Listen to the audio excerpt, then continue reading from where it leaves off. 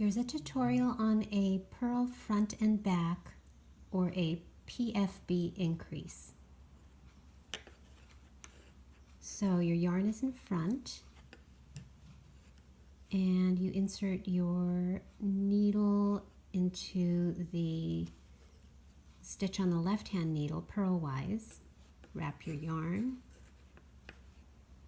pull it through, but don't slide that stitch off just yet.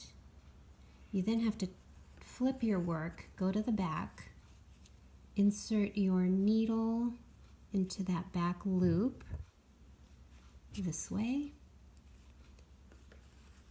wrap your yarn, pull it through, and then slide off that stitch, and that's a purl front and back increase. I actually like to do this the opposite way.